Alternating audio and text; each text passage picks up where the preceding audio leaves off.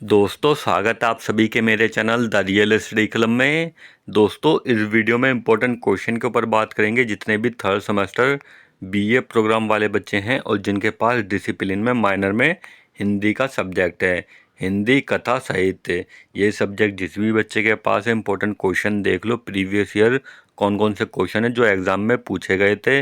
आप लोग ये क्वेश्चन कर लोगे तो आराम से आपके पासिंग मार्क्स आ जाएंगे, उससे ज़्यादा ही आएंगे। ठीक है, तो 2 क्वेश्चन पेपर आप सभी को दिखाऊंगा, तो ये दोनों क्वेश्चन पेपर कर लोगे आराम से पास हो जाओगे। इसके अलावा और कहीं से कुछ नहीं आने वाला है।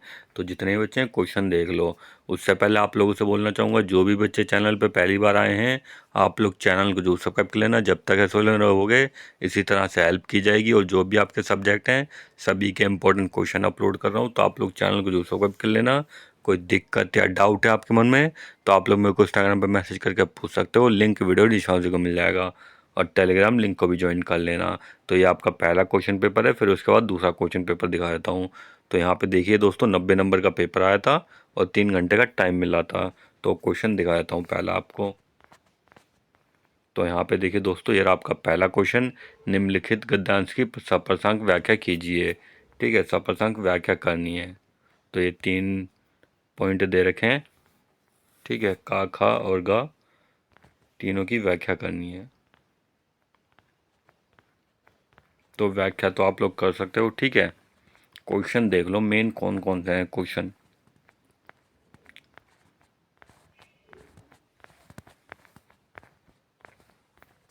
खा, ठीक है, जिसमें अथवा करके दे रखा है उनमें से कोई सा एक करना है, बट आपको स्टडी दोनों करने। ठीक है, अथवा खा में अथवा करके दे रखा है, कोई सा एक करना है।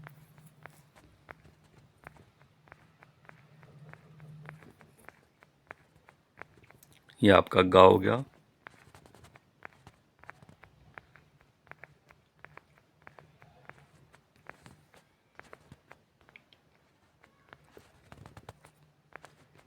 इसमें भी अथवा करके दे रखा है।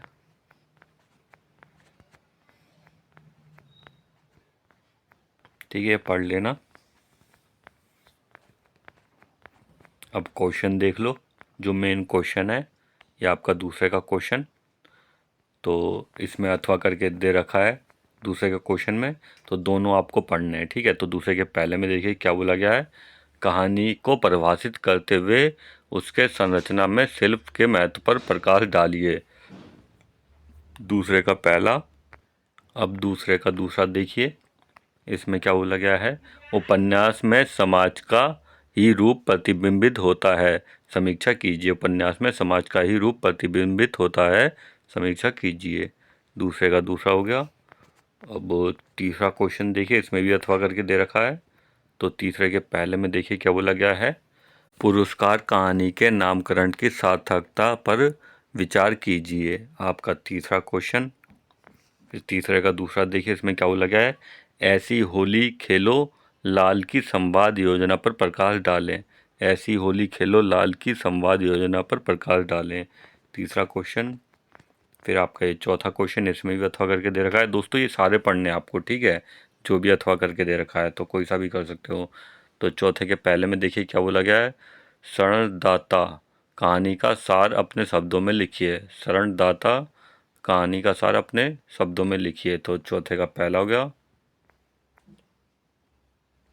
फिर चौथे का दूसरा देखिए, इसमें क्या बोला गया है, वापसी कहानी के आधार पर गजाधर बाबू की चारित्रिक विशेषताओं पर प्रकाश डालें। आपका चौथे का दूसरा क्वेश्चन हो गया। अब ये पांचवा क्वेश्चन देखिए दोस्तों, पांचवें क्वेश्चन में क्या बोला गया है, गवन उपन्यास की भाषा शैली पर विचार कीजिए। तो ये दोस्तों 5 क्वेश्चन है पहले क्वेश्चन पेपर में। अब दूसरा क्वेश्चन पेपर देख लेते हैं दोस्तों। व्याख्या मैं आपको नहीं दिखा रहा हूँ दूसरे क्वेश्चन पेपर की, क्वेश्चन दिखा रहा हूँ जो मेन इंपॉर्टेंट है। तो क्वेश्चन देख लो दोस्तों इसमें। तो ये आपका दूसरा क्वेश्चन पेपर।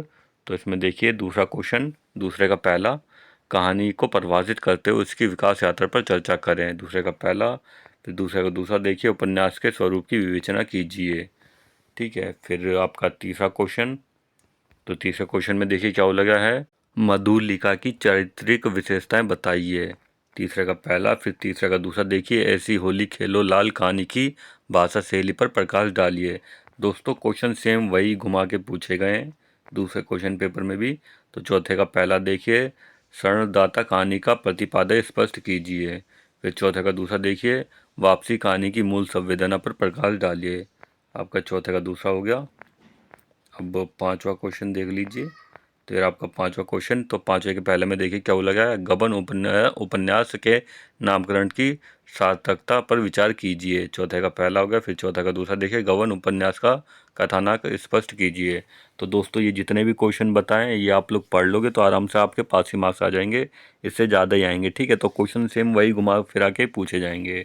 तो यही एक वीडियो थी दोस्तों। वीडियो हेल्पफुल लगी हो लाइक करना, शेयर कर देना और दोस्तों के साथ में शेयर कर देना, उनकी भी हेल्प हो जाएगी। ठीक है, और दोस्तों चैनल को जो सब्सक्राइब कर लेना, जो भी आपका नेक्स्ट सब्जेक्ट है उसके भी इंपॉर्टेंट क्वेश्चन अपलोड कर दूंगा। तो कोई डाउट है, दिक्कत है, इंस्टाग्राम पर मैसेज कर देना, लिंक वीडियो डिस्क्रिप्शन में मिल जाएगा। थैंक